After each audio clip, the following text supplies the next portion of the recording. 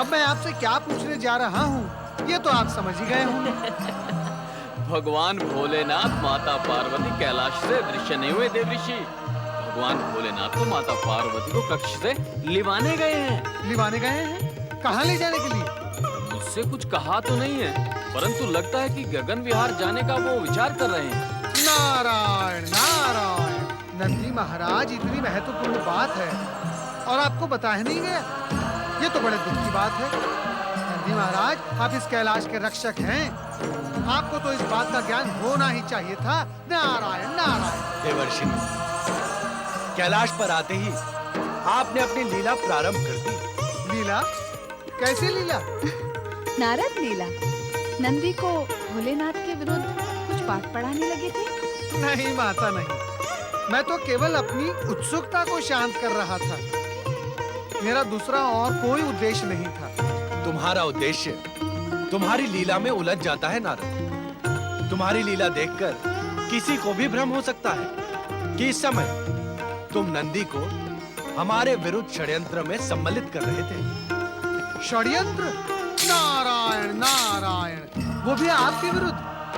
नहीं भोलेनाथ नहीं, कृपया आप मुझ पर ऐसा घृणित आरोप ना लगाएं।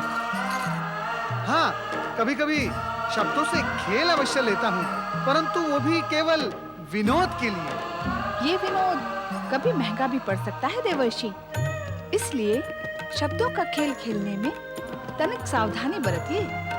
जो आज्ञा माता, मैं आपकी आज्ञा अवश्य ध्यान में रखूंगा।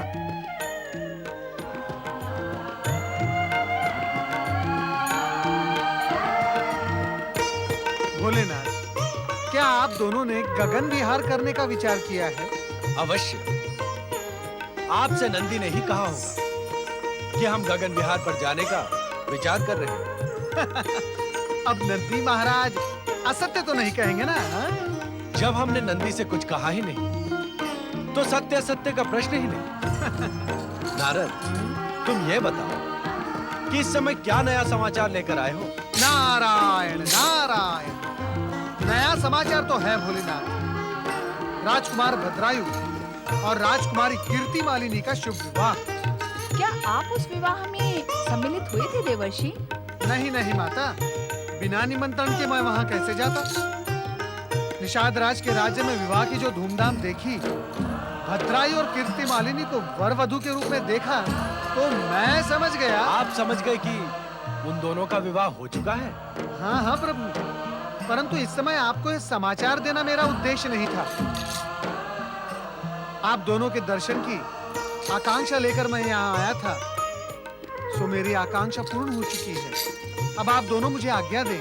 ऐसी शीघ्रता भी क्या है नारद? तनिक हमारे साथ वार्तालाप तो करें। आप जब भी कैलाश पर पधारते हैं, तो हमारा मन प्रफुल्लित हो जाता है। नारायण नारायण, ये सब आपकी कृपा है माता। और वैसे भी वार्तालाप करने के लिए कोई भी विषय शेष नहीं रह गया। अब यदि मैं शब्दों का खेल खेलने लगूंगा तो संकट में फंस सकता हूँ। आप मुझे आज्ञा दे ही दें। नारद बहुत चतुर है देव। वे समझ गए कि भद्रायु और कीर्ति मालिनी के विवाह का समाचार सुनने के पश्चात तुम उन्हें देखने की इच्छा व्यक्त करोगे और हमारे लिए गगन विहार करना अनिवार्य हो जाएगा। आपने तो मेरे मन की बात कह दी स्वामी। आप अंतर्यामी जो हैं, अब हमें शीघ्र ही गगन विहार के लिए प्रस्थान करना चाहिए। नंदी, तुम्हारा कथन सत्य था। हमें गगन विहार के लिए जाना ही है। तुमने नारद से हमारे गगन विहार की चर्चा करके कोई भूल नहीं। ओम नमः शिवाय।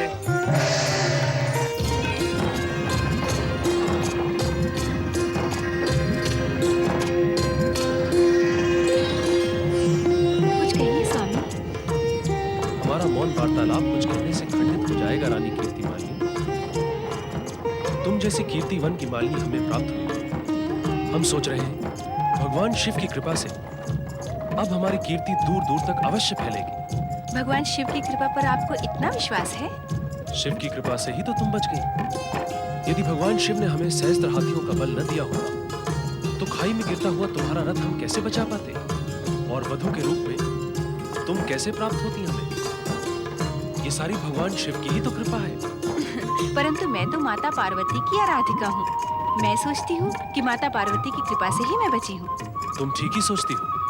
भगवान शिव और माता पार्वती की कृपा में कोई अंतर नहीं है। शिव शक्ति के रूप में दोनों एक दूसरे में समाये हुए हैं।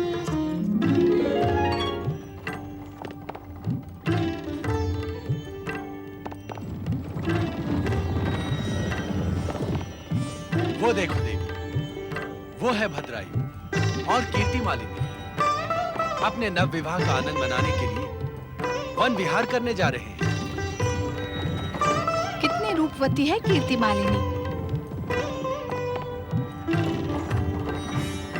कितना सुदर्शन है आपका भक्त भद्रायु। संभवतः तुम ये नहीं जानती कि कीर्ति मालिनी तुम्हारी आराधिका है। तुम्हारे दर्शन की इच्छा इसने अपने मन में पाल रखी है। इन दोनों को मैं निकट से देखना चाहती हूँ नाथ। हम तुम्हारी ये इच्छा अवश्य पूर्ण करेंगे, परंतु तुम्हें भी हमारी एक इच्छा पूर्ण करनी होगी। कैसी इच्छा स्वामी? हमने भद्रायु को सहस्त्र हाथियों का बल प्रदान किया था शत्रुओं को पराजित करने के लिए। वो कार्य पूर्ण हुआ, परंतु अब उसे अपने बल का अहंकार होने लगा है। इसलिए हमारी इच्छा है कि उसकी परीक्षा लें। परीक्षा? ये दोनों विवाह के पश्चात पहली बार वन विहार को निकले हैं। परीक्षा लेकर इनके आनंद में बाधा न डालें स्वामी। तुम घबराओ नहीं देवी, परीक्षा लेने के पश्चात इनका आनंद द्विगुना हो जाएगा। हाँ, परीक्षा लेने के लिए हमें अपना वेश परिवर्तित करना होगा। जैसी आपकी आज्ञा स्वामी। चलें।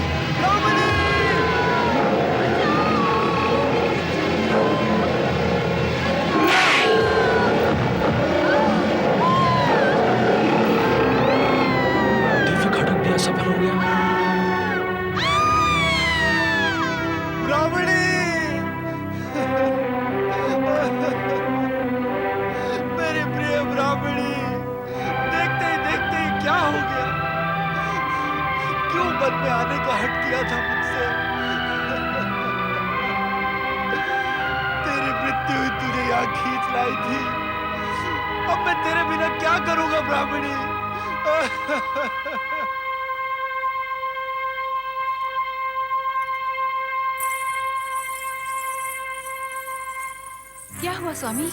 कीर्ति, मेरा सहस्त्र हाथियों का बल और ये दिव्य खड़ग किसी काम नहीं आया। उस बाघ ने ब्राह्मणी को मार डाला और मैं कुछ नहीं कर पाया। अब मैं अपनी ब्राह्मणी के बिना कैसे जीवित रह पाऊंगा? हाय मेरी प्रिय ब्राह्मणी, हाय मेरी प्रिय ब्राह्मणी। शांत हो जाए ब्राह्मण देवता, शांत हो जाए। संभवतः विधाता की यही इच्छा थी। अब विलाप करने से क्या होगा? मुझे पूर्ण विलाप कर लेने दो।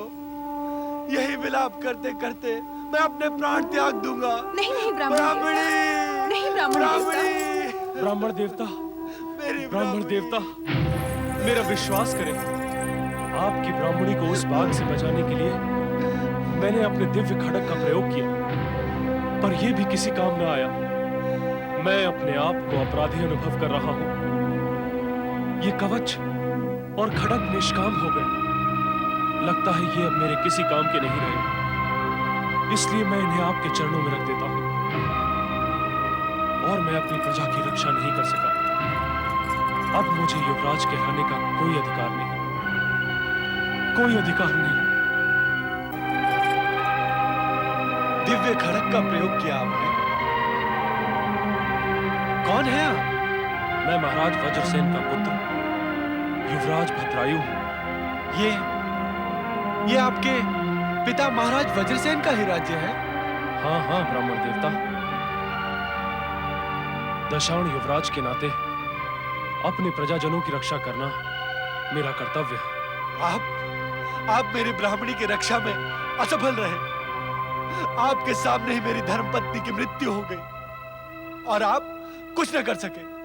इसके लिए मैं लज्जित हूं ब्राह्मण देवता, और इसके प्रायश्चित स्वरूप आप जो भी कहेंगे मैं करने के लिए प्रस्तुत हूं। तो मेरी ब्राह्मणी के मृत्यु के प्रायश्चित स्वरूप आप अपनी पत्नी मुझे सौंप दें।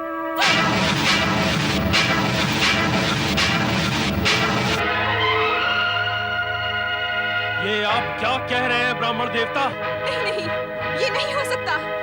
अर्थात आप मेरी ब्राह्मणी के अभाव की पूर्ति नहीं कर सकते? आप ही सोचे ब्राह्मण देवता, क्या कोई पुरुष अपनी विवाहित धर्मपत्नी किसी पर पुरुष के हाथों में सौंप सकता है? यदि ऐसा है तो आप अपने खड़ग से मेरा शीश काट दें। मैं अपनी ब्राह्मणी के बिना जीवित नहीं रह सकता। रानी कीर्ति मालिनी, ब्राह्मण देवता ने मेरे सम्मुख एक विचित्र धर्म संकट खड़ा कर दिया है। अब इस धर्म संकट से तुम ही मुझे छुड़ा सकती हो। मैं पतिव्रता हूँ स्वामी, किसी पर पुरुष का हाथ कैसे थाम सकती हूँ? ये तो घोर पाप होगा। तो फिर ब्राह्मण देवता की इच्छा पूर्ति कैसे होगी? यदि इन्होंने प्राण त्याग दिए तो मुझ पर दो ब्रह्म हत्याओं का पाप लगेगा। यदि आपने बलपूर्वक मुझे इस ब्राह्मण को सौंपने का निश्चय किया तो मैं भी जीवित नहीं रहूंगी स्वामी। अर्थात अपनी ब्राह्मणी के बिना मैं जीवित रह सकूंगा, ऐसा सोच रहे हैं आप? ऐसा कदापि नहीं होगा युवराज। यदि आप अपनी धर्मपत्नी मुझे सौंपने के इच्छुक नहीं हैं और अपने खड़ग से मेरा वध करना भी उचित नहीं समझते, तो अब मेरे पास एक ही उपाय शेष रह गया है। मरण समाधि लगाकर मैं अपने प्राणों का अंत कर दूंगा। हाँ, अब मैं यही करूंगा। ऐसा न करें ब्राह्मण देवता, आपको मृत देखने से पहले मैं अग्नि में भस्म होकर अपने प्राण दे दूंगा। मुझ पर इतनी दया करें, मेरे सम्मुख प्राण त्याग का निश्चय न करें। मुझे अपनी चिता सजा लेने दें। मैं चिता सजाकर आपके सम्मुख अग्नि समाधि लूंगा। स्वामी, आपके साथ साथ मैं भी जीवित समाधि लूंगी। आपके बिना जीवित रहकर मैं क्या करूंगी?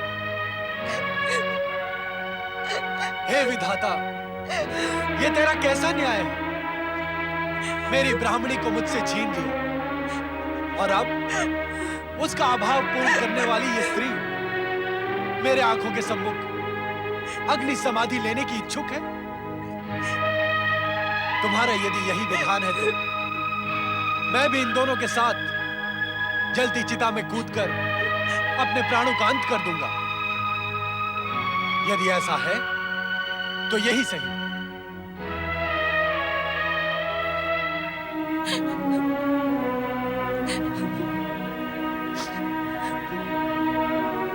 रानी कीर्ति मालिनी, अब भी समय है।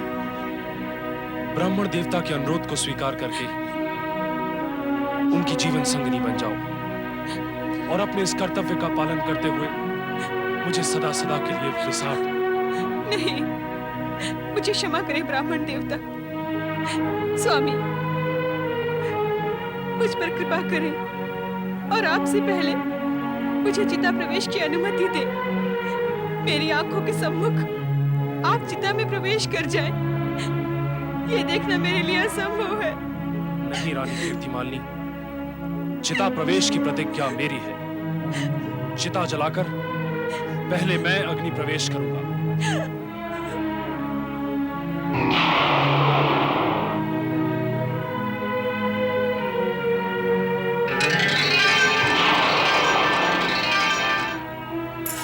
स्वामी, नहीं स्वामी, नहीं, रुक जाइए। माता,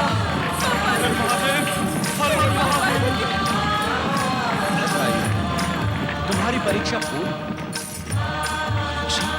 हाँ, तुम दोनों हमारी परीक्षा में खरे सिद्ध हो।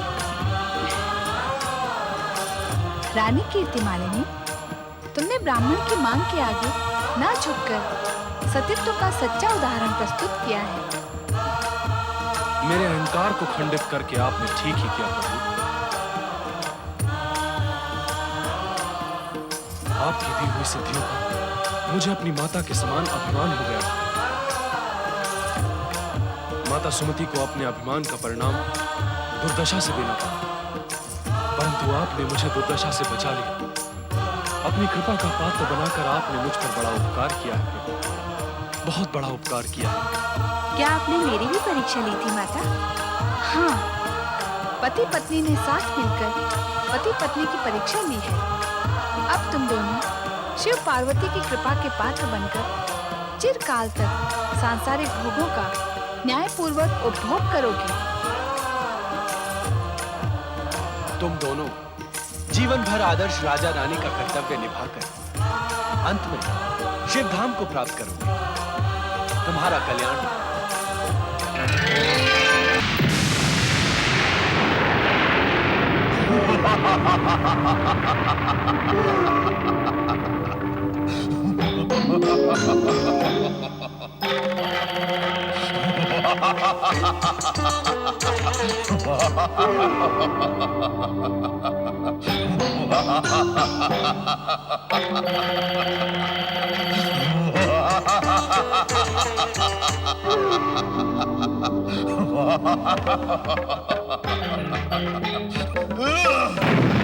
वरुण देव, कौन है ये विशालकाय प्राणी?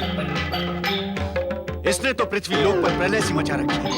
हाँ देवराज, ऐसी विनाश लीला हमने पहले कभी नहीं देखी। दिखने में तो असुर जैसा दिखाई देता है, परंतु ये कहना कठिन है कि ये है कौन। नारायण नारायण।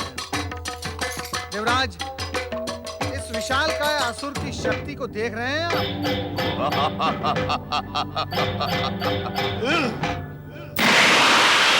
ऐसी शक्ति, ऐसा साहस, नारायण नारायण। ये विशालकाय असुर निश्चित ही पृथ्वी पर प्रलय मचा ही देगा। परंतु देवर्षि, ये तो बताएं कि ये महासुर है कौन, कहां से आया है और क्या नाम है इसका? नारायण नारायण। देवराज, इस समय तो मैं केवल इतना बता सकता हूं कि ये असुर है और असुर के सिवाय कोई नहीं। परंतु ये कौन है, ये तो केवल त्रिदेव ही बता सकते हैं। तो आप त्रिदेव से पूछकर क्यों नहीं आते? हमें भय है देवर्षि कि ये महाअसुर पृथ्वी लोक को नष्ट भ्रष्ट करके स्वर्ग पर आक्रमण अवश्य करेगा। देवराज, आप मुझे इसका नाम त्रिदेव से पूछने के लिए कह रहे हैं आप? तो फिर आप स्वयं ये कार्य क्यों नहीं कर लेते? देवराज, मैं आपका सहायक और शुभचिंतक हूं, आपकी आज्ञा का पालन करने वाला अनुचर नहीं। यदि भविष्य में भी आपने ऐसा ही अपमानजनक व्यवहार मेरे साथ किया तो आप मेरी सहायता और शुभचिंतन दोनों से हाथ धो बैठेंगे। नारायण नारायण। देवर्षि, देवर्षि तो बुरा मान गए, अब क्या होगा? देवराज, क्षमा करें, आपका देवर्षि के साथ ऐसा व्यवहार करना उचित नहीं था। अग्निदेव, घबराहट में ऐसी भूल हो जाती है। अब आप मुझे पुनः उपदेश देने की चेष्टा ना करें। अब मुझे इस विनाशकारी असुर का स्वयं पता लगाना होगा।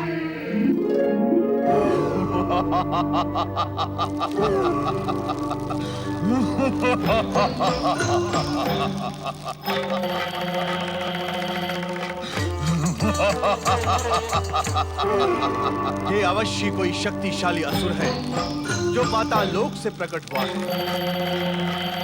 परंतु आश्चर्य, हाँ, स्मरण आया। वीर दैत्य महिषासुर, तुम जाते जाते अपना बीज पाताल लोक में छोड़ गए। ये महान असुर अन्य कोई नहीं, तुम्हारा ही पुत्र गजासुर।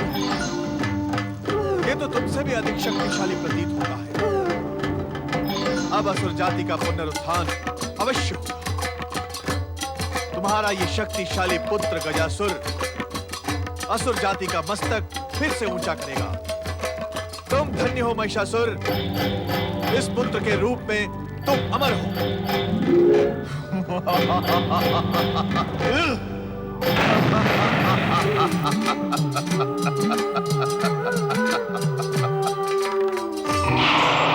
तुम धन्य हो गजासुर, तुम धन्य हो। गजासुर? क्या मैं गजासुर हूँ?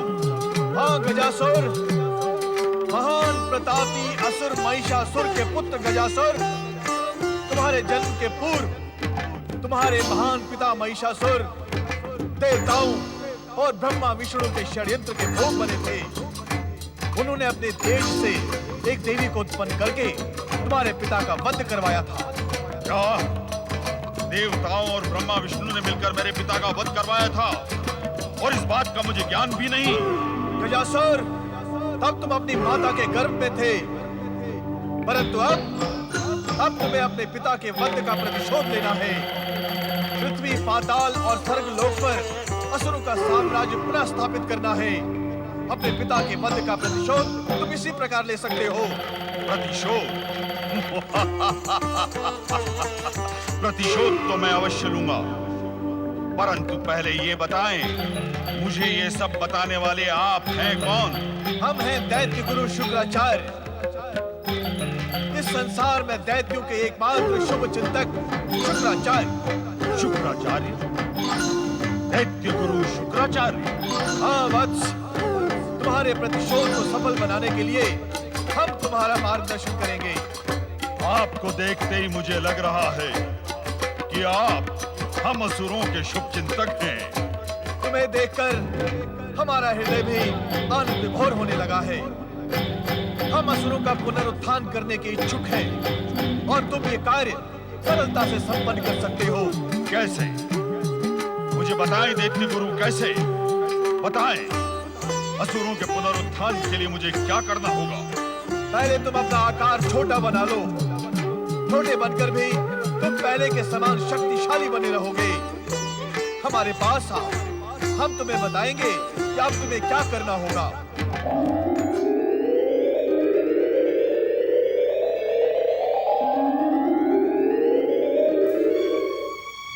बताएं दैत्य गुरु, अब मुझे क्या करना होगा?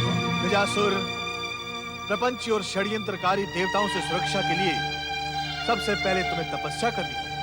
तपस्या? ये क्या होती है? तपस्या में शरीर को तपाया जाता है, अपनी आत्मा के बल को बढ़ाया जाता है। तपस्या से शक्ति प्राप्त होती है, जिसके प्रभाव से किसी भी देवता को प्रसन्न करके उन्हें वरदान देने के लिए विवश किया जाता है। दैत्य गुरु, अभी अभी आपने मेरे पिता का वध कराने वाले षड्यंत्रकारियों में ब्रह्मा का भी नाम लिया था, तो क्या वे तपस्या के पश्चात मेरी सहायता करेंगे? अवश्य करेंगे। पहले तुम तप करके ब्रह्मा को वरदान देने के लिए विवश करो। ब्रह्मा हमारे शत्रु देवताओं के शुभ चिंतक हैं, ये सत्य है, किंतु तप और साधना का प्रतिफल देना आराध्य का कर्तव्य हो जाता है। इसी कारण उन्होंने सदा असुरों को वरदान देकर शक्तिशाली बनाया है। वरदान प्राप्त करने के पश्चात सदा असुरों ने स्वर्ग पर अपने साम्राज्य का झंडा फहराया है। अर्थात ब्रह्मा हमारे शत्रु नहीं शुभ चिंतक हैं, तो हम उन्हें शत्रु कैसे कह सकते हैं दैत्य गुरु? शत्रु और मित्र की परख करने में तुम्हें अभी बहुत समय लगेगा गजासुर। इस दृष्टि से अभी तुम बालक हो, तुम्हें बहुत कुछ सीखना है। सीखना है तो सीखूंगा गुरुदेव, आपसे ही सीखूंगा। सबसे पहले तुम किसी एकांत पर्वत शिखर पर खड़े होकर अपनी तपस्या प्रारंभ करो। और जब तक ब्रह्मा स्वयं आकर वरदान न दे, तब तक अड़िग रहकर एक ही स्थान पर खड़े रहो। खान पान से अपना ध्यान हटाकर मन को दृढ़ करके जो भी कष्ट आए उन्हें सहते रहो। कष्ट सहता रहूं? किस लिए? वरदान प्राप्त करने के लिए। वरदान प्राप्त करने के पश्चात तपस्या के सारे कष्ट तुम क्षण भर में बिसर जाओगे। वरदान में मुझे क्या मिलेगा? जो मांगोगे वही मिलेगा। ब्रह्मा से वरदान मांगो कि वे तुम्हें सदा के लिए अमर कर दें। सदा के लिए अमर कर दें? अर्थात मुझे कोई मार नहीं सकेगा? हाँ, तुम्हें कोई मार न सके।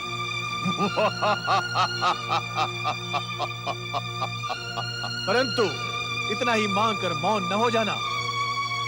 उनसे अतुल बल, इच्छानुसार रूप धारण करने की और असंख्य असुरों को उत्पन्न करने की शक्ति का वरदान भी मांगना। ठहरिए गुरुदेव, मुझे एक एक करके सब बातें स्मरण करने दें।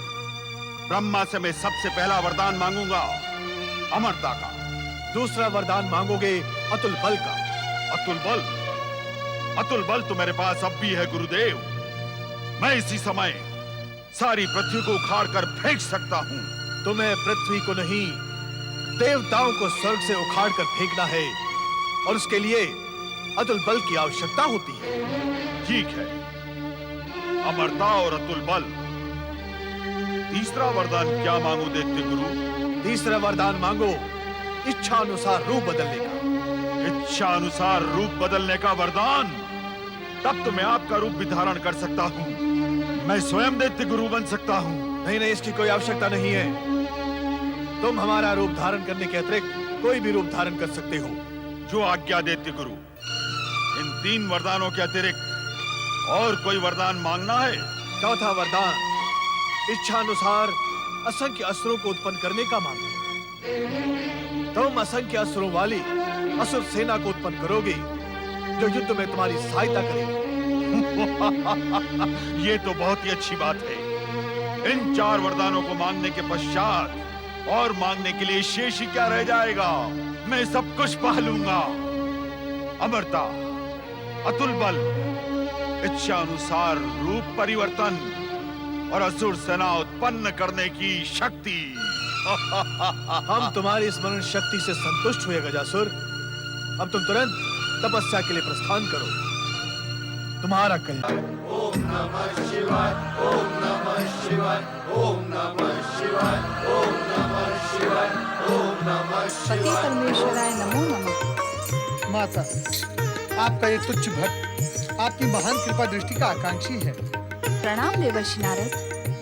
माता, मैं तो आपके आशीर्वाद योग्य हूँ, प्रणाम के नहीं। कृपया आप मुझे प्रणाम कर ऐसा कठोर विनोद ना करें। इसे अन्यथा ना लो नारद। मैं विनोद करके तुम्हारे विनोद को जगाना चाहती थी। मैं कुछ समझा नहीं माता।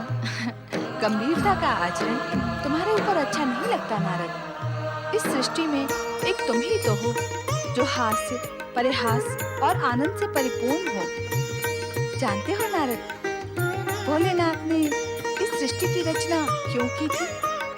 देव, दानव और मनुष्य को क्यों बनाया था? क्यों माता? आनंद प्राप्ति के उद्देश्य से। ये जगत भोलेनाथ के लिए एक खेल मात्र है। इसीलिए स्वामी अपने खिलौनों को हास्य परिहास से पूर्ण प्रसन्न देखना चाहते हैं। परंतु माता, आज प्रत्येक लोक से हास्य, परिहास, आनंद कम होता जा रहा है। उसके स्थान पर क्रोध, लोभ, कुटिलता, स्वार्थ बढ़ता जा रहा है। भगवान भोलेनाथ की सुंदर सृष्टि के ये सब प्रारंभिक अंग हैं। हाँ नारद, सत्य की विजय के लिए असत्य को पराजित होना ही पड़ता है। धर्म की स्थापना के लिए अधर्म को अपना स्थान छोड़ना ही पड़ता है।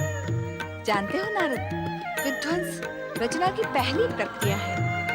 किंतु तुम असत्य, अधर्म और विध्वंस से परे हो।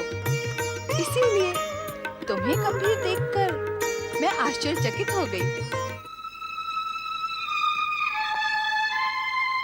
देवी, प्रायः नारद गंभीर नहीं रहते, इसलिए हमें सर्वाधिक प्रिय है। किंतु आज ये पातालवासी दैत्य गजासुर का भयानक और विकराल रूप देखकर आ रही है। इसलिए तुम्हारी प्रेरणा से भी इनका विनोद जाग नहीं रहा है। सत्य कहा आपने भोलेनाथ। नारद, ये तो नियति की लीला का एक अंग है। इसमें सुख अथवा दुख प्रकट करने की क्या आवश्यकता है? नियति तुम्हारे जिस स्वरूप से प्रेम करे, उस स्वरूप को परिवर्तित न करो नारद। किंतु भोलेनाथ, वो दुष्ट गजासुर। तुम्हारी जिज्ञासा हमें प्रिय है नारद, क्योंकि उसमें जन कल्याण का उद्देश्य छिपा रहता है। तीनों देवियों ने अपनी शक्ति से जिस महिषासुर को महिषासुर? क्या वह पुनः जीवित हो गया है? देवी, आप तो साक्षात शक्ति स्वरूपा हैं। क्या आप नहीं जानते कि आपके हाथों मोक्ष को प्राप्त असुर पुनः जन्म नहीं ले सकते? मैं जानती हूँ भोलेनाथ, किंतु आपके श्रीमुख से सुनने का आनंद ही कुछ और है। आपके शब्द और वाक्यों से ज्ञान की मधुर वर्षा होती है, जिसे सहेजने समेटने का लोक में रोक नहीं पाती। देवी, ये कहीं नारद की समीपता का प्रतिफल तो नहीं? ये भी कुछ में से बहुत कुछ जानने के लिए नई नई जिज्ञासाएं खड़ी करते ही रहते हैं। नारायण नारायण। हाँ तो नारद, ये गजासुर उसी महिषासुर का पुत्र है।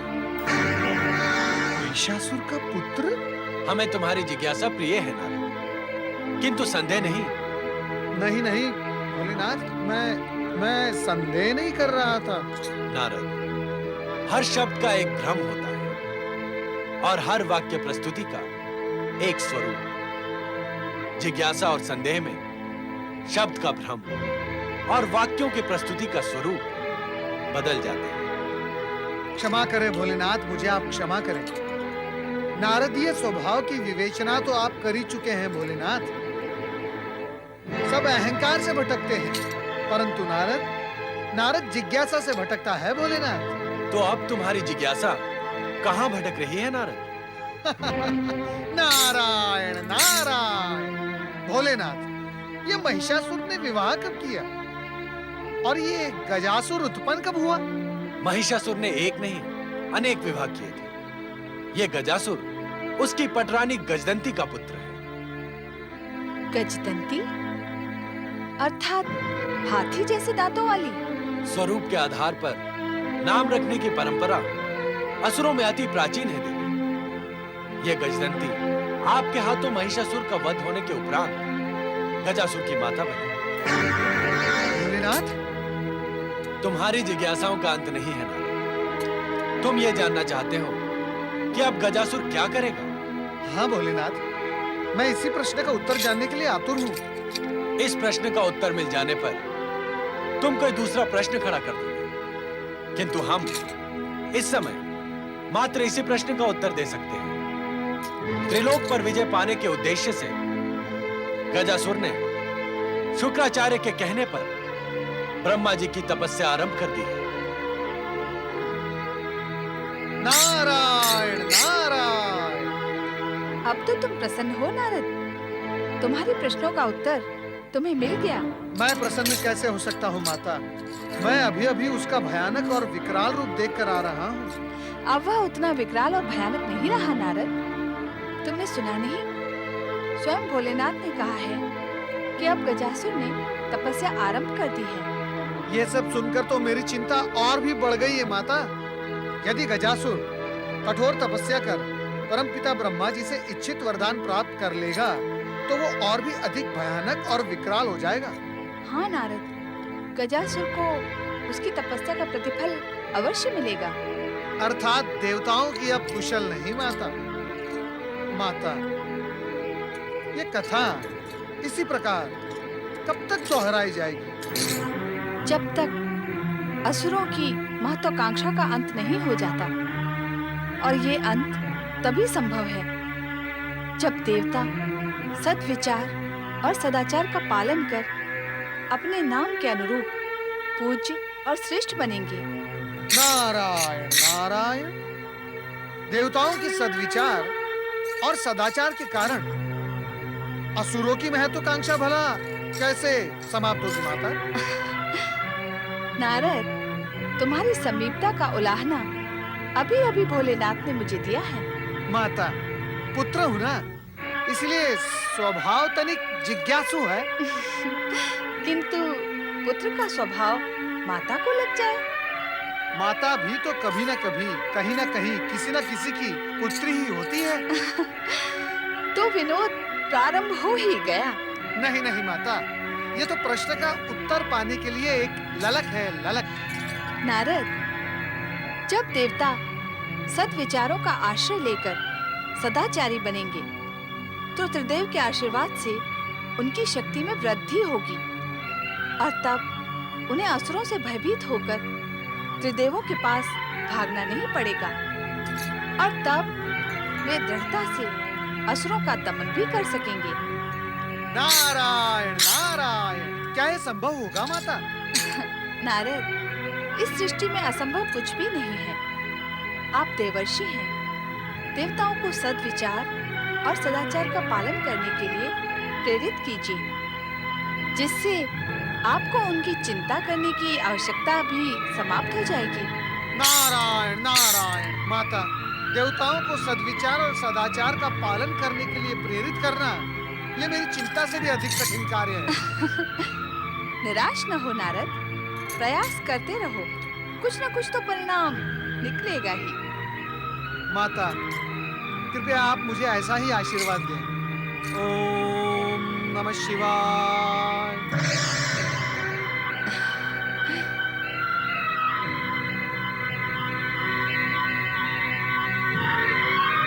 ओम ब्रह्मणे नमः। ओम ब्रह्मणे नमः। ओम ब्रह्मणे नमः। ओम ब्रह्मणे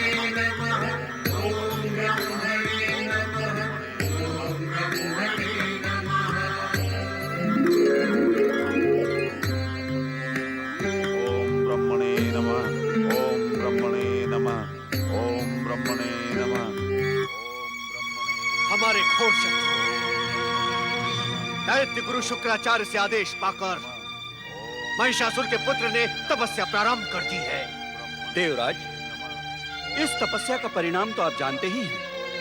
ब्रह्मदेव इसकी पुकार अवश्य सुनेंगे और से वरदान दे ही देंगे। आपका कथन सत्य है वरुण देव। प्रणाम देवर्षि। कल्याण भव। देवताओं का कल्याण तभी संभव हो सकता है जब ब्रह्मदेव हम पर कृपा करें। इस दुष्ट को वरदान ना दे, इसकी पुकार अनसुनी कर दे। नारायण नारायण, ऐसा न कभी हुआ है देवराज, न होगा। तपस्या का प्रतिदान तो देना ही पड़ता है, फिर देव हो या फिर आप हो। आपकी आराधना के साथ तपस्या करने वाले को क्या आप वरदान नहीं देंगे? देवर्षि, हमारी आराधना करने वाले असुर नहीं होते, वो तो सीधे साधे सच्चे भक्त होते हैं। उनके मन में कपट या शत्रुता नहीं होती।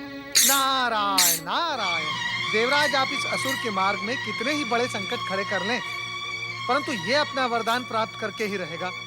भगवान भोलेनाथ ने भी यही भविष्यवाणी की है। हमारी चिंता पर आप प्रसन्न हो रहे हैं, ये तो अच्छी बात नहीं है। नारायण नारायण, देवराज, आप नारद की भावनाओं को समझने में भूल कर रहे हैं। मैं प्रसन्न नहीं हो रहा हूँ, कदापि नहीं। मैं तो आप में प्रेरणा जगा रहा हूँ कि आप असुरों से भयभीत होना छोड़कर सदाचार और सत्य का आश्रय लें। आप अपनी शक्ति को संचित और सुसज्जित करें। यदि ये असुर वरदान प्राप्त कर भी लेता है, यह आवश्यक भी तो नहीं कि वो स्वर्ग पर आक्रमण करेगा ही। देवर्षि, हमें हर संभावना के प्रति सचेत रहना आवश्यक है। आप तो स्वयं ब्रह्मा जी के मानस पुत्र हैं। आप ब्रह्मदेव को प्रेरित कर सकते हैं कि वे इसे वरदान ना देकर असुरों को वरदान देने की परंपरा को समाप्त कर दें।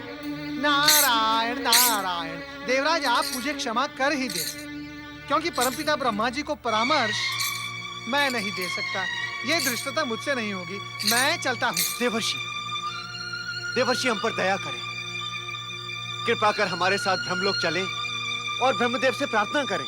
नारायण नारायण, देवराज, मैं परमपिता ब्रह्मा जी से अनुरोध करूं और आप पीछे खड़े खड़े केवल देखते रहें, ये नहीं हो सकता। और केवल परमपिता ब्रह्मा जी के पास चले जाने से समस्या हल नहीं होगी। यदि हमने कुछ अनुचित कहा या किया हो तो आप कृपा करके उसे भूलकर ब्रह्मदेव के सम्मुख हमारा नेतृत्व करें, हमारी प्रार्थना स्वीकार करें देवर्षि। नहीं नहीं देवगण, आप मेरे चरणों में बैठकर मुझे लज्जित न करें और ना ही मुझे अपना नेतृत्व करने के लिए कहें। असफलता प्राप्त करने के पश्चात नेता की क्या दुर्दशा होती है, यह समस्त जगत भलीभांति जानता है।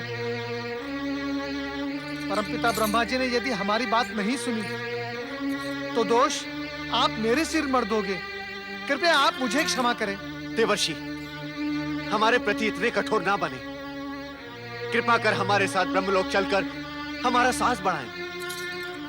यदि ब्रह्मदेव फिर भी ना माने तो दोष हमारे भाग्य का होगा। हम आपको दोषी नहीं मानेंगे। हमारा विश्वास कीजिए देवर्षि। जैसी आपकी इच्छा। परमपिता ब्रह्मदेव को प्रणाम।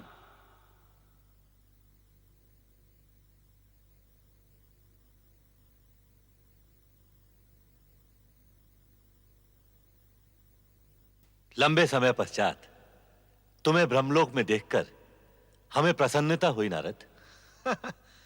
आपकी कृपा के लिए मैं कृतज्ञ हूँ। परमपिता, हम जिस उद्देश्य से आप यहाँ आए हैं वो हमसे छुपा नहीं है देवराज। परमपिता, हम आपसे यही निवेदन करने आए हैं कि निवेदन करने की कोई आवश्यकता नहीं है देवराज। हम आपकी समस्या से परिचित हैं, परंतु आपकी चिंता व्यर्थ है। हमारी चिंता व्यर्थ है? हमारी चिंता व्यर्थ कैसे हो सकती है ब्रह्मदेव? आपसे वरदान पाते ही असुर सर्वप्रथम स्वर्ग पर ही आक्रमण करते हैं।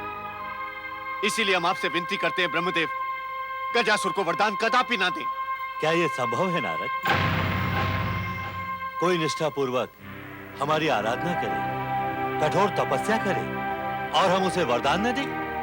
परमपिता, मैंने देवराज इंद्र को इस सत्य से अवगत करवा दिया है कि यह संभव नहीं है। यदि तपस्वी कठोर तपस्या करके अपने आराध्य को प्रसन्न करेगा तो उसे वरदान तो देना ही होगा। नारायण नारायण। जब तुमने देवराज को ज्ञात करा दिया था तो इन्हें यहाँ लेकर क्यों आए? क्या तुम ये समझ रहे थे कि प्रार्थना करने पर हम तपस्या और वरदान के नीति नियम बदल देंगे? नहीं परमपिता, कदापि नहीं। किंतु भविष्य में पृथ्वीवासियों और देवताओं पर आने वाले संकट का विचार कर आप गजासुर को वरदान ना देकर यह परंपरा तोड़ देंगे, ऐसी आशा हमने अवश्य की है और आप ही हमारी इस आशा को पूर्ण कर सकते हैं। नहीं देवराज, ये संभव नहीं है, परंतु इतना आश्वासन हम आपको अवश्य दे सकते हैं कि हमसे वरदान पाने के पश्चात भी गजासुर स्वर्ग पर आक्रमण नहीं करेगा। क्या आपको हमारे कथन पर विश्वास नहीं है देवराज? नहीं परमपिता, ऐसा कदापि नहीं है। नारायण नारायण। परमपिता, देवराज इंद्र आपसे वचन लेने ही तो यहाँ आए हैं। इन्हें आपके कथन पर यदि विश्वास ना होता तो ये यहाँ आते ही क्यों? हम आपको पुनः विश्वास दिलाते हैं कि गजासुर स्वर्ग पर आक्रमण नहीं करेगा। नारायण नारायण। देवराज इंद्र, आपकी समस्या का समाधान तो हो गया, परंतु अब उन निर्दोष पृथ्वीवासियों का क्या होगा? अपनी वरदानी शक्ति का उपयोग कर गजासुर उन्हें पीड़ित अवश्य करेगा। इस असुर का अत्याचार सीमित होगा नारद। हम अपनी दिव्य दृष्टि से देख रहे हैं कि गजासुर का वध भगवान शिव शंकर के हाथों होगा। परमपिता, हमारा तो विचार था कि जिस प्रकार महिषासुर का वध देवी दुर्गा के हाथों हुआ, उसी प्रकार देवराज, देवी दुर्गा असाधारण परिस्थितियों में ही प्रकट होती है। नारद, हम गजासुर को ऐसा ही वरदान देंगे जो भगवान शिव शंकर को उसके वध के लिए प्रेरित कर दे। ये तो आश्चर्य है परमपिता।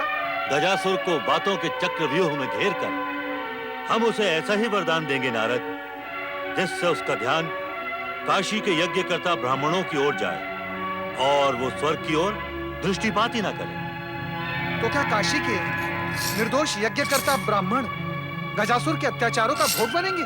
दुष्ट शक्तियों के विनाश के लिए हर किसी को बलिदान देने के लिए प्रस्तुत होना पड़ता है नारद।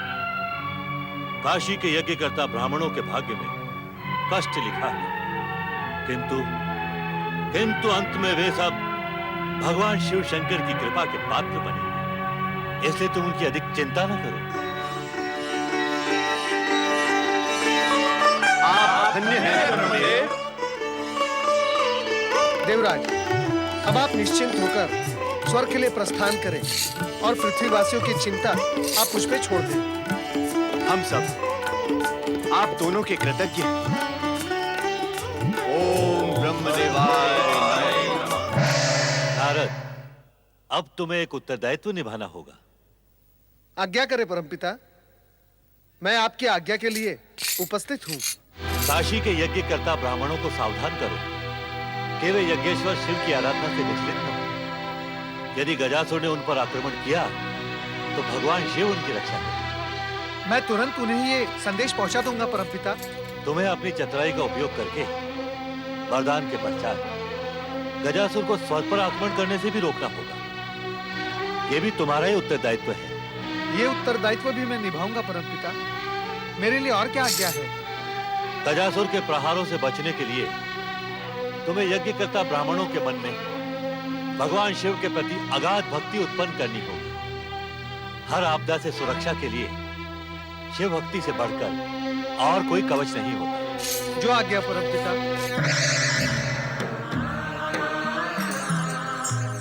जय जय शिव शंकर, जय शिव शंकर, हर हर महादेव, हर हर महादेव। नंदी, देवी पार्वती कहाँ? वे अपने कक्ष में हैं। यदि आप आज्ञा दें तो उनसे यहाँ आने की प्रार्थना करूं? उनसे कहो कि हम उनके साथ गगन विहार करके आनंद कानन काशी पहुंचना चाहते हैं। आनंद कानंद काशी? आनंद कानन काशी का नाम सुनकर तुम आनंदित न होकर उदास क्यों हो रहे हो नंदी? कुछ नहीं भोलेनाथ।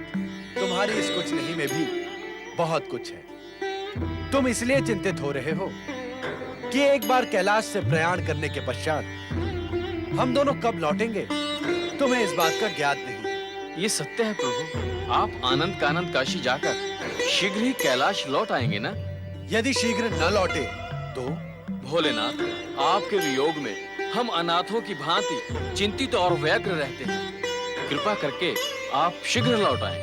हाँ प्रभु, आप शीघ्र ही लौट आएं। हम तुम्हें शीघ्र लौट आने का वचन कैसे दे सकते हैं? शीघ्र लौटना न लौटना तो देवी पार्वती की इच्छा पर निर्भर है।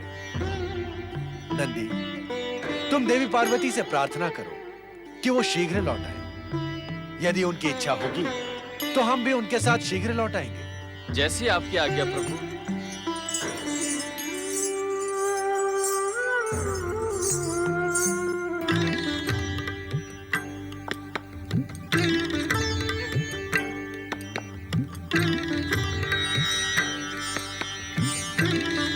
स्वामी, अचानक आनंद कानन जाने का विचार आपके मन में कैसे आया?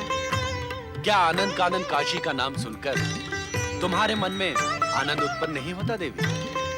होता क्यों नहीं स्वामी? मुझे तो गगन विहार करना अत्यंत प्रिय है।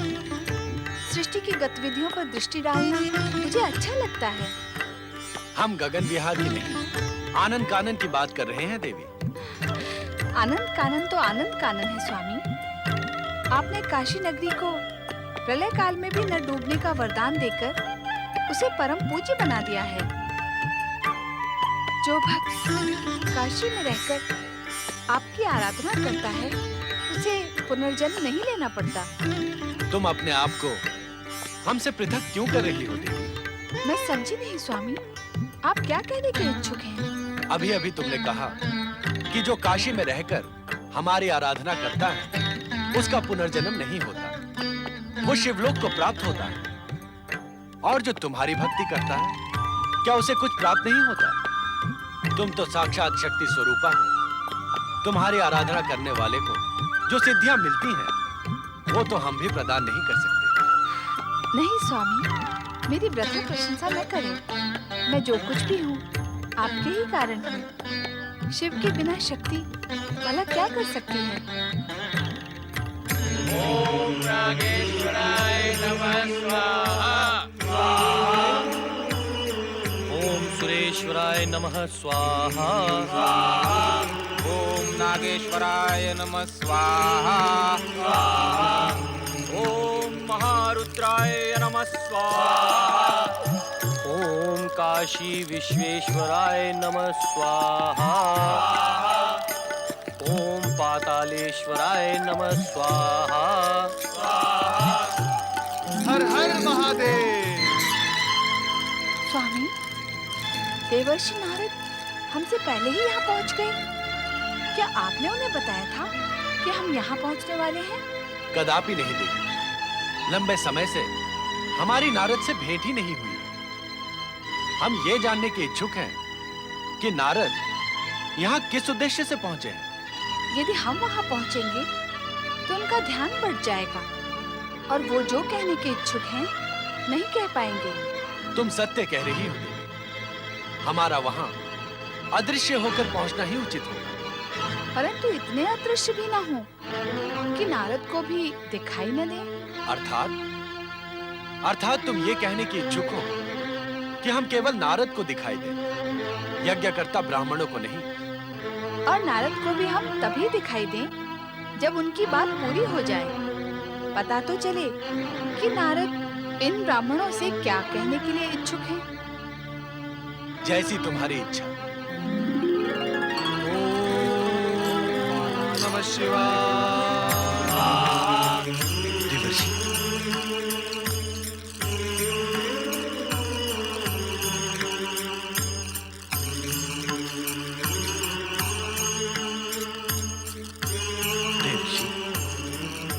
आपने साक्षात हमारी इस यज्ञ भूमि में प्रकट होकर हमें गौरवान्वित किया है। आपके आगमन से हमारी ये यज्ञ भूमि पावन हुई। बोलो देवर्षि नारद की। नहीं नहीं ब्राह्मण देवता, मैं इस यज्ञ भूमि में अपनी जय जयकार का अधिकारी नहीं हूँ। देवर्षि, आप तो ब्रह्मा जी के मानस पुत्र हैं। सप्त ऋषियों के समान हमारे पूज्य हैं। यदि हम आपकी जय जयकार नहीं करेंगे तो हमारे मन का उत्साह कैसे व्यक्त होगा? ब्राह्मण देवता, जय जयकार करें जगदीश्वर भगवान भोलेनाथ की, जगत के रचयिता परमपिता ब्रह्मा जी की और जगत के पालनहार भगवान श्री हरि विष्णु की। बोलो त्रिदेव ब्रह्मा विष्णु महेश की।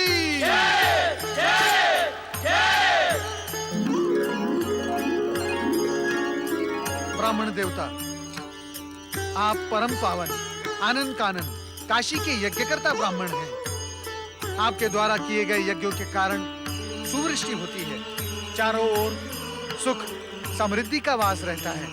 हम तो ये सब शिव भक्ति हेतु अपना कर्तव्य समझकर ही करते हैं देवर्षि। ये मैं भली भांति जानता हूँ ब्राह्मण देवता, परंतु इस समय मैं आपके पास एक विशेष संदेश लेकर आया हूँ। आप हमारे लिए विशेष संदेश लेकर आए हैं देवर्षि। किसका संदेश देवर्षि?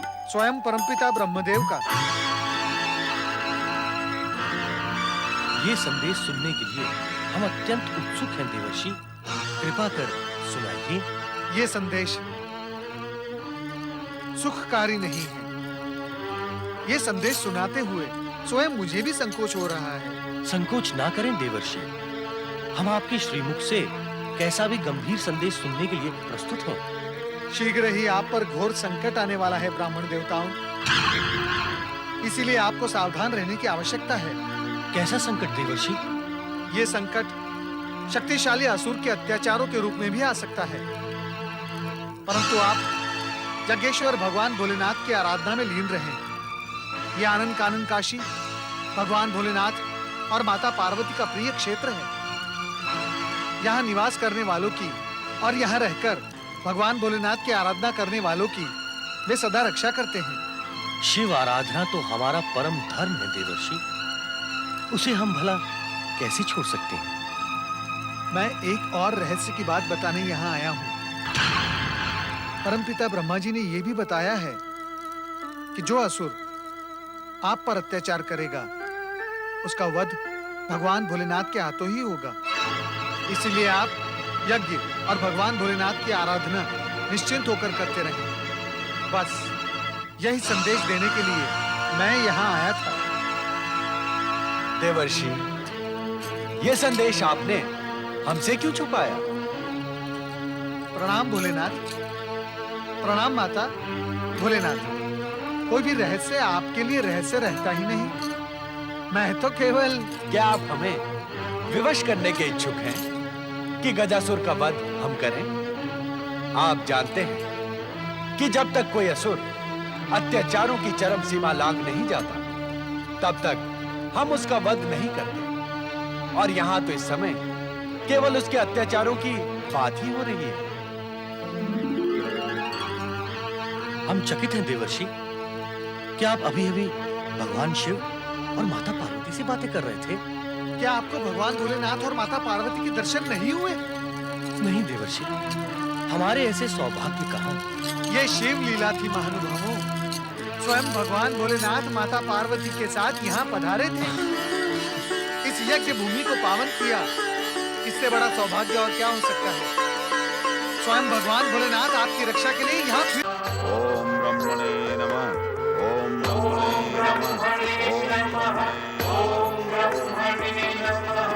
ओम ब्रह्मणे नमः। ओम ब्रह्मणे नमः। ओम ब्रह्मणे नमः।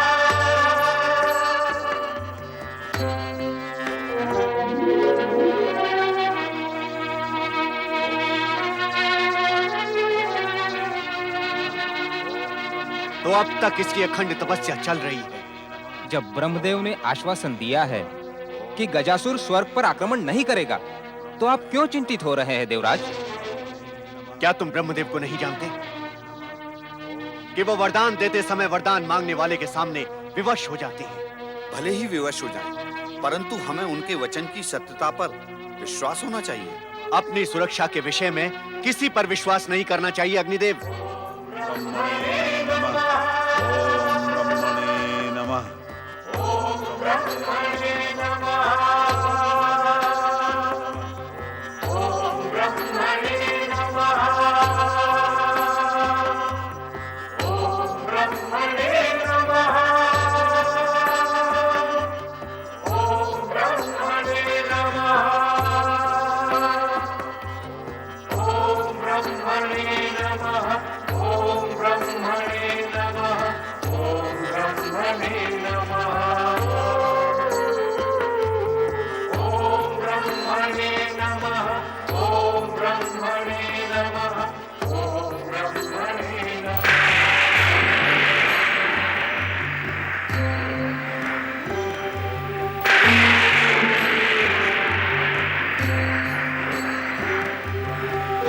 हमें अपनी शक्ति का प्रयोग इस दुष्ट पर करना ही होगा।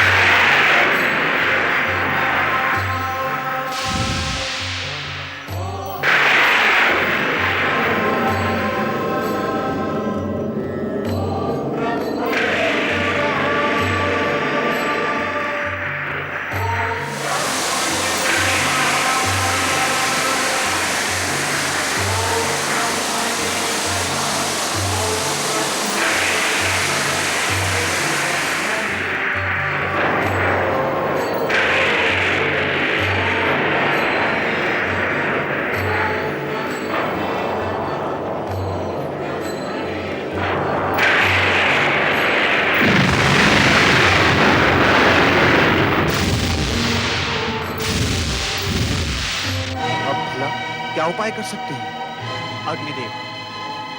जब विश्वामित्र जैसे राजर्षि का तप भंग किया जा सकता है, तो गजासुर का तो अस्तित्व क्या है? हमने सोच लिया है कि हम गजासुर के तप को वरदान तक नहीं पहुंचने देंगे।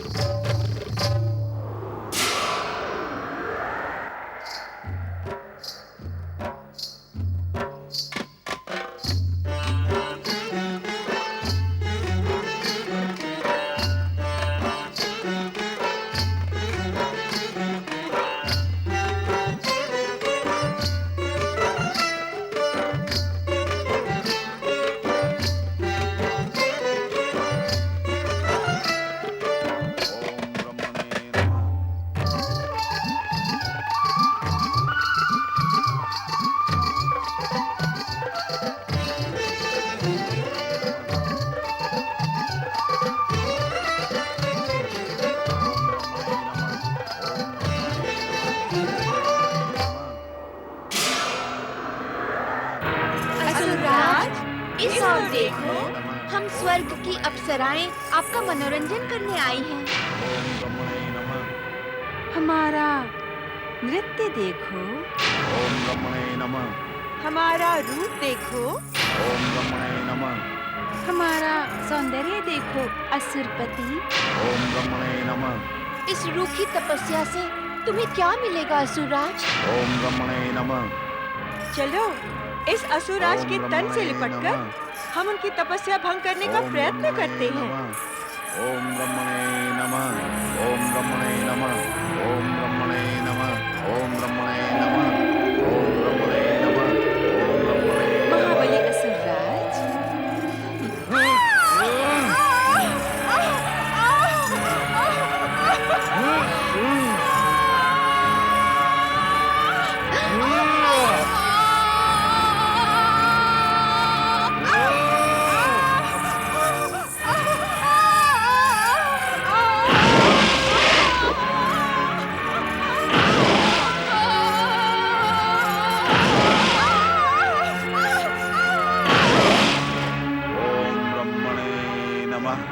ओम ब्रह्मणे नमः।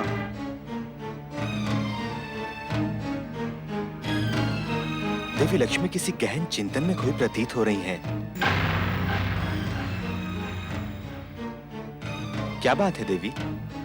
क्या आप हमसे रूठी हुई हैं? लगता है महिषासुर के पुत्र गजासुर का भय आपके मन में गहराई तक बैठ गया है देवी। किंतु गजासुर से भयभीत होने की कोई आवश्यकता नहीं है, क्योंकि आप यहाँ वैकुंठ लोक में पूर्णतया सुरक्षित हैं। मैं सुरक्षित हूँ तो क्या हुआ?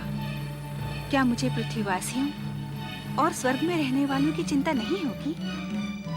आप सृष्टि के पालक हैं, तो मैं आपकी सहधर्मिणी हूँ। मुझे संसार की सुरक्षा की चिंता उतनी ही है जितनी आपको है। अर्थात देवी लक्ष्मी अब हमारे कार्य में भी हाथ बटाएंगी।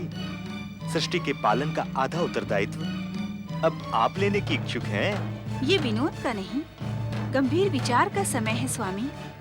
जब आपको पूरी सृष्टि की सुरक्षा की चिंता है, तो आपने उस भयानक विशालकाय गजासुर को पाताल से पृथ्वी पर आने ही क्यों दिया? देवी लक्ष्मी, आप जानती हैं कि हम किसी को कहीं आने से रोक नहीं सकते और रोकना आवश्यक भी नहीं है, क्योंकि गजासुर का आगमन पाताल लोक से पृथ्वी लोक पर भगवान शिव की इच्छा से हुआ है। भगवान शिव की इच्छा से? अर्थात महादेव स्वयं इच्छुक थे कि गजासुर पृथ्वी पर आकर उपद्रव करे और पृथ्वी के निर्दोष प्राणियों पर अत्याचार करे। अत्याचार की बात क्यों कर रही हो देवी? इस समय तो गजासुर ब्रह्मा जी को प्रसन्न करने के लिए घोर तपस्या कर रहा है। तपस्या की सफलता के पश्चात वो ब्रह्मा जी से वरदान प्राप्त करेगा और फिर वरदान की शक्ति से उन्मत्त होकर हर असुर क्या करता है, ये आपसे छुपा नहीं है प्रभु। स्वामी, आप मेरी एक विनती स्वीकार करेंगे? अवश्य देवी, यदि वो विनती स्वीकार करने योग्य होगी तो। आपके साथ रहकर मुझे इतना ज्ञान तो अवश्य हो गया है कि आप मेरी कौन सी विनती स्वीकार करेंगे और कौन सी नहीं। तुम्हारी विनती सुनने के पश्चात ही हम ये निर्णय कर पाएंगे कि वो विनती स्वीकार करने योग्य है या नहीं। तो आप स्पष्ट कह दीजिए कि आप मेरी विनती स्वीकार नहीं करेंगे, क्योंकि सृष्टि के पालक और सर्वज्ञ होने के नाते आप जान गए हैं कि मेरे मन में क्या है। तो हम इन प्रश्नोत्तरों में व्यर्थ समय नष्ट न करके ये स्पष्ट कहेंगे कि हम ब्रह्मा जी को वरदान देने से रोकेंगे नहीं देवी। जब आप त्रिदेवों ने बार बार देख लिया है कि ब्रह्मा जी से वरदान पाने के बाद ये असुर उन्मत्त हो जाते हैं, तब आप ये वरदान देने की परंपरा को तोड़ क्यों नहीं देते?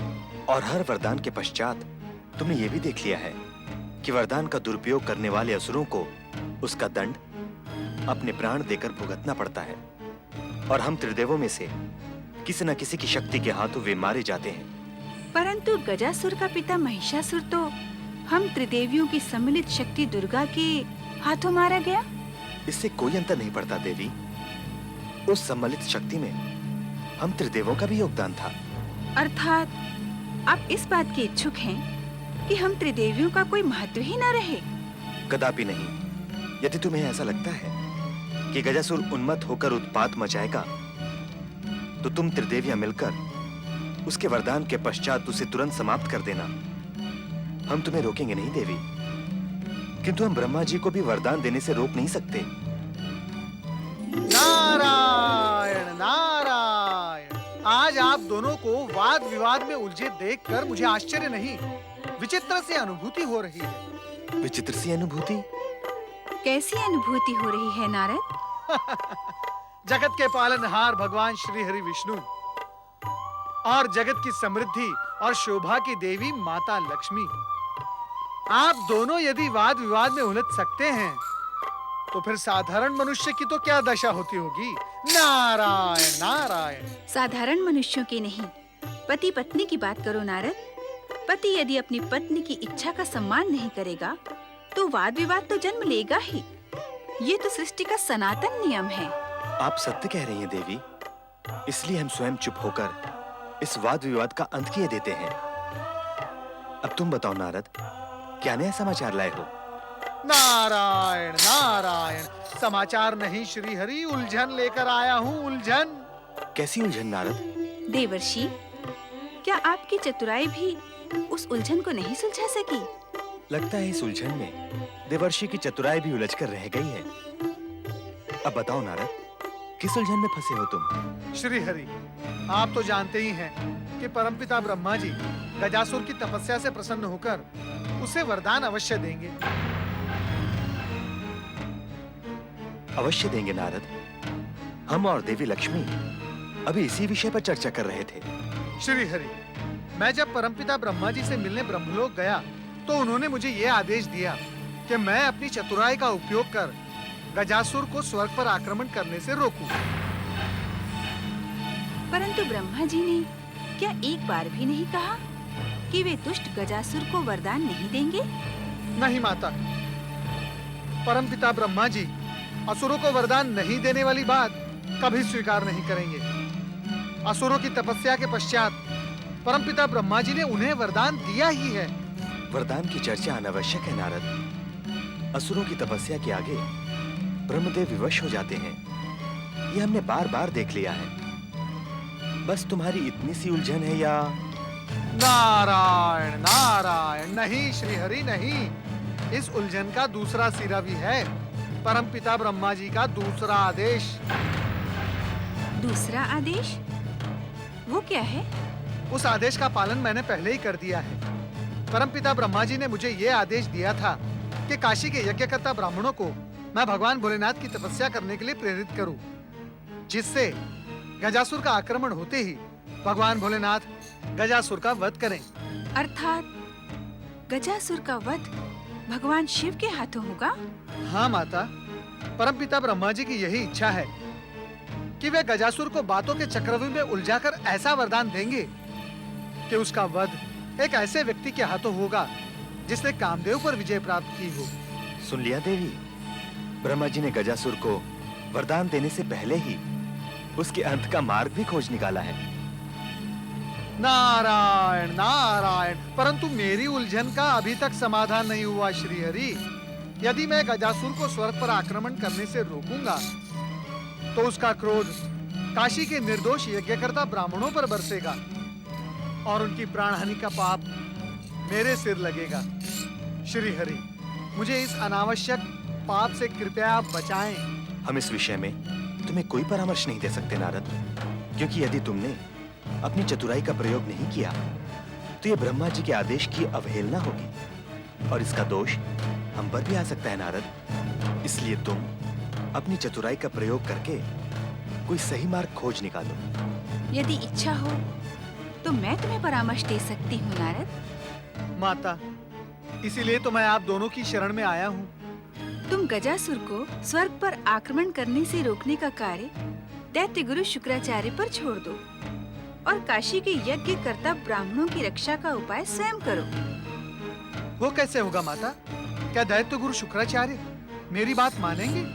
नारद, यहाँ फिर तुम्हें अपनी चतुराई का प्रयोग करना होगा और वो तुम भली भांति करोगे, इसमें हमें कोई संदेह नहीं है। हम तुम्हारी सफलता की कामना करेंगे। जो आज्ञा श्रीहरि। नारायण नारायण। ओम ब्रह्मणे नमः। ओम ब्रह्मणे नमः। ओम ब्रह्मणे नमः। ओम ब्रह्मणे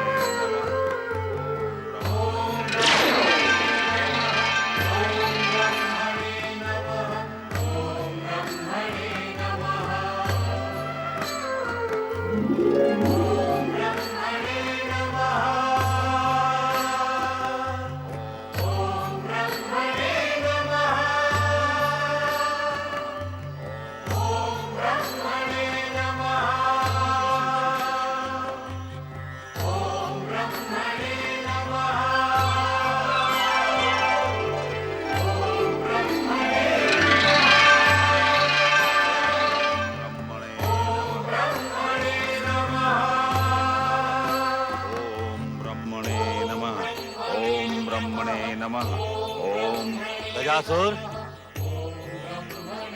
हम तुम्हारी कठोर तपस्या से प्रसन्न हैं। आंखें खोलो गजासुर। ओम ब्रह्मणे नमः। आंखें खोलो गजासुर, हम तुम्हारे समक्ष प्रकट हुए हैं। आंखें खोलो गजासुर।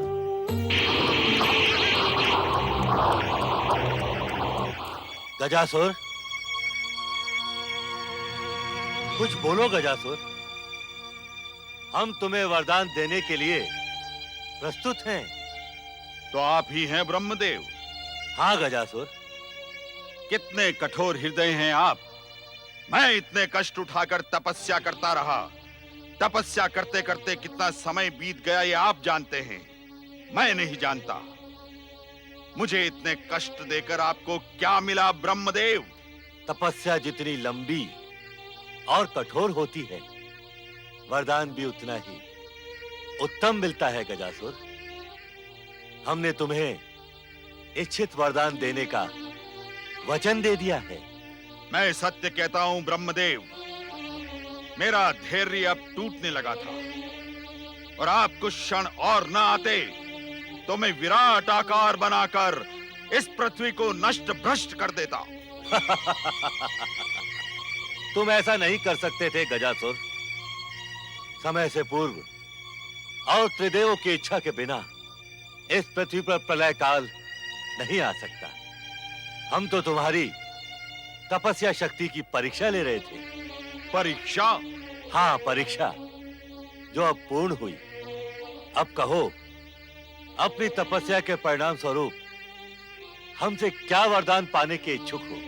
मुझे अमरता का वरदान दें, मुझे तीनों लोगों का राज्य दें और एक ऐसा अतुल बल दें जिससे मैं अपने पिता महिषासुर की हत्या का प्रतिशोध अपने शत्रुओं से ले सकूं। जब महिषासुर का अत्याचार सारी सीमाएं लांघ गया था, तब उसका वध दिव्य शक्ति संपन्न देवी दुर्गा ने किया था। तुम उनसे कदापि प्रतिशोध नहीं ले सकते। यदि तुम उनसे प्रतिशोध का विचार करोगे तो स्वयं नष्ट हो जाओगे। तो पहले मुझे अमरता का वरदान दें। किससे कैसे प्रतिशोध लेना है वो मैं स्वयं देख लूंगा। नहीं गजासुर, अमरता का वरदान न हमने आज तक किसी को दिया है और न देंगे, क्योंकि जो इस जगत में जन्म लेता है उसका मरण निश्चित है। तुम कोई और वरदान मांग लो। मैं स्वयं अतुल शक्ति का स्वामी हूं। इच्छा अनुसार विराट आकार बनाकर इस पृथ्वी के टुकड़े टुकड़े कर सकता हूं। मुझे वरदान दें कि मेरा मरण किसी देवता, दानव या मानव के हाथ न हो सके। तथास्तु गजासुर।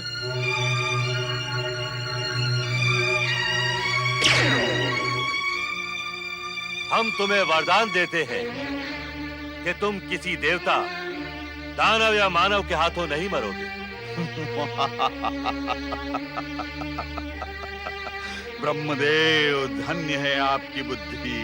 तुम हंस क्यों रहे हो गजासुर? और हमारी बुद्धि की इतनी प्रशंसा क्यों कर रहे हो? ब्रह्मदेव, जब मैं किसी देवता, दानव या मानव के हाथों नहीं मारा जा सकता तो अमर हुआ या नहीं? आपने अपने शब्दों में हेर फेर करके मुझे अमरता का वरदान दे ही दिया है। अब ये महान शक्तिशाली गजासुर अपनी शक्ति से तीनों लोगों पर राज्य स्थापित करके अपनी असुर शक्ति का ध्वज फहराएगा। हमारा वरदान अभी पूर्ण नहीं हुआ है गजासुर। अर्थात क्या आप अधूरा वरदान भी देते हैं? गजासुर, किसी देवता, दानव या मानव के हाथों तुम्हारा मरण नहीं होगा, परंतु ऐसी शक्ति के हाथों होगा जिसने कामदेव पर विजय प्राप्त की हो। संसार में ऐसा कौन सा व्यक्ति और शक्ति है जिसने कामदेव पर विजय प्राप्त की हो? संसार के सभी प्राणी कामदेव की शक्ति के आगे हारे हैं और हारते रहेंगे। इसलिए मैं मरण के भय से मुक्त हुआ हूं। अभी मेरा वरदान मांगना पूर्ण नहीं हुआ है ब्रह्मदेव। मुझे इच्छित रूप परिवर्तन एवं असुर सेना को उत्पन्न करने की शक्ति दें।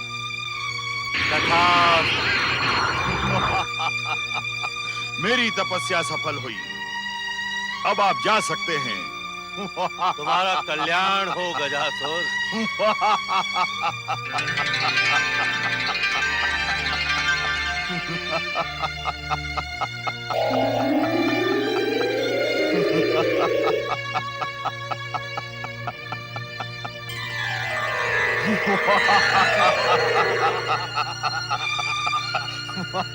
संसार में मुझे कोई नहीं मार सकता। मैं अमर हो गया। पहले मैं पृथ्वी पर असुर शक्ति का साम्राज्य स्थापित करूंगा। फिर स्वर्गलोक पर मेरा अधिकार होगा। फिर देवता मेरा कदापि सामना नहीं कर पाएंगे। कहाँ है दैत्य गुरु शुक्राचार्य? शुक्राचार्य, मैंने कठोर तपस्या करके ब्रह्मा से अमरता का वरदान पा लिया है। अब मुझे कोई नहीं मार सकता।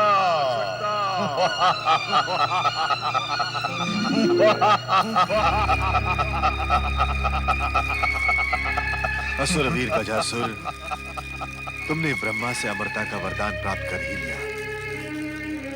अब तुम दैत्यों के शत्रु देवताओं पर आक्रमण करके तुरंत स्वर्ग पर अधिकार कर लोगे, इसका मुझे पूर्ण विश्वास हो गया है। नारायण नारायण। दैत्य गुरु शुक्राचार्य, संभवतः आपको इस बात का ज्ञान नहीं है कि आपके शिष्य गजासुर को परमपिता ब्रह्मा जी ने क्या वरदान दिया है।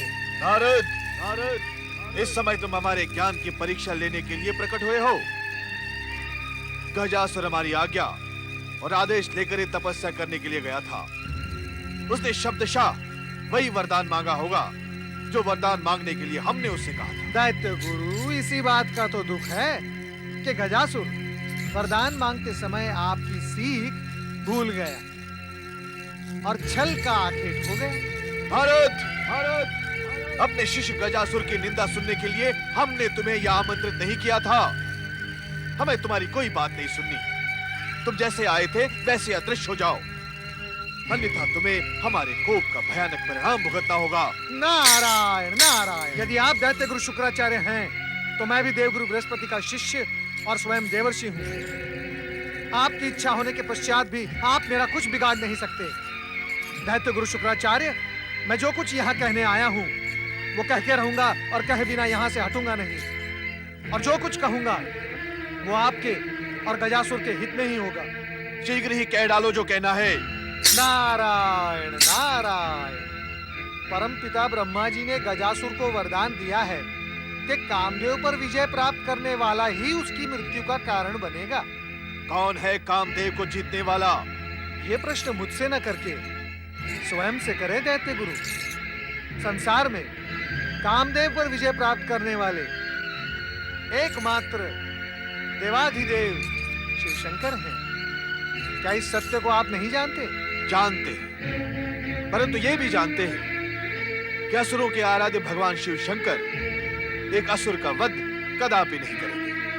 नारायण नारायण।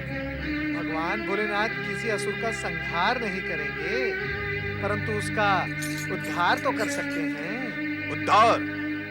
तुम्हें कहना क्या है नारद? काशी के शिवभक्त यज्ञकर्ता ब्राह्मणों ने भगवान भोलेनाथ को प्रसन्न करने के लिए यज्ञ अनुष्ठान प्रारंभ कर दिए हैं। भगवान शिव उन पर अवश्य प्रसन्न होंगे और उनकी प्रत्येक इच्छा पूर्ण भी करेंगे। उन ब्राह्मणों की इच्छा क्या है? उनकी एकमात्र इच्छा है अत्याचारी गजासुर का वध। गजासुर का वध? हम गजासुर को समझाएंगे कि वो किसी पर अत्याचार न करे। फिर भगवान शिव के हाथों उसके वध की संभावनाएं सारी समाप्त हो जाएंगी। नारायण नारायण। क्या अत्याचार किए बिना ही गजासुर स्वर्ग और पृथ्वी पर अधिकार कर पाएगा दैत्य गुरु? यदि आप मेरा परामर्श स्वीकार करें तो गजासुर के प्राणों की रक्षा हो सकती है। क्या है वो परामर्श? आप शिष्य गजासुर से कहें कि काशी की यज्ञकर्ता ब्राह्मणों का यज्ञ पूर्ण ही ना होने दे। किसी भी प्रकार विघ्न बाधा उत्पन्न करके भगवान भोलेनाथ के प्रसन्न होने का मार्ग अवरुद्ध कर दें। न भगवान भोलेनाथ प्रसन्न होंगे, न ब्राह्मणों की इच्छा पूर्ण होगी। नारायण नारायण। कहीं इस परामर्श के पीछे तुम्हारा कोई निजी स्वार्थ तो नहीं है नारद? दैत्य गुरु, नारद निजी स्वार्थ के लिए कभी कोई कार्य करता ही नहीं। जो भी कार्य करता है अन्य की भलाई के लिए, और यहाँ अन्य की भलाई ये है कि गजासुर के प्राणों की रक्षा के साथ साथ निर्दोष प्राणियों की भी रक्षा हो। और उसका एकमात्र उपाय ये है कि भगवान भोलेनाथ के कोप से बचना। और भगवान भोलेनाथ के कोप से बचने का एकमात्र उपाय ये है कि ब्राह्मणों का यज्ञ पूर्ण ही ना होने देना। हम समझ गए नारद। इस बार तुम हमारे शुभ चिंतक बनकर आए हो। हम तुम्हारे इस परामर्श पर गहराई से विचार करेंगे। दैत्य गुरु शुक्राचार्य, कुछ ही समय में वरदानी गजासुर यहाँ आने ही वाला होगा। उसे उचित परामर्श देकर काशी भेजें और उसके कल्याण का मार्ग प्रशस्त करें। अब आप मुझे आज्ञा दें। नारायण नारायण।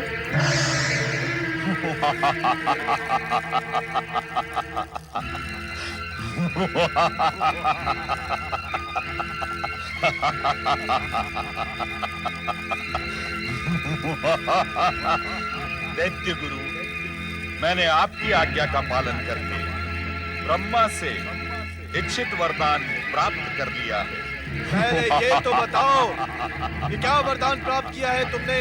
मैंने देवता, दानव या किसी मानव के हाथों न मरने का वरदान प्राप्त किया है दैत्य गुरु। अब मुझे कोई नहीं मार सकता। मैं अमर हो गया हूँ, अजय हूँ मैं दैत्य गुरु। ये तुम्हारा भ्रम है गजासुर। ब्रह्मा ने तुम्हें वरदान देते समय तुम्हारे साथ छल किया है। छल? कैसा छल? ब्रह्मा ने तुम्हें वरदान दिया है कि तुम्हें दानव, देवता या मानव नहीं मार सकता, परंतु ऐसा व्यक्ति मार सकता है जिसने कामदेव पर विजय प्राप्त की हो। ये बात आपको किसने बताई दैत्य गुरु? वरदान देते समय ब्रह्मा ने मुझे अवश्य कहा था कि कोई काम विजयी व्यक्ति ही मुझे मार सकता है। परंतु दैत्य गुरु, संसार में ऐसा कौन सा प्राणी है जिसने कामदेव को जीता हो? यहाँ सभी कामदेव की काम वासना के भोग बन जाते हैं। पाताल में रहते रहते तुम्हारी बुद्धि कुंठित हो गई है गजासुर। तुम नहीं जानते, कामदेव पर विजय प्राप्त की है हमारे आराध्य भगवान शिव शंकर ने। भगवान शिव? हाँ, तुम भगवान शिव के हाथों मारे जा सकते हो, मारे जा सकते हो, मारे जा सकते हो, मारे जा सकते हो, मारे जा सकते हो, मारे जा सकते हो, मारे जा सकते हो, मारे जा सकते हो, मारे जा सकते हो।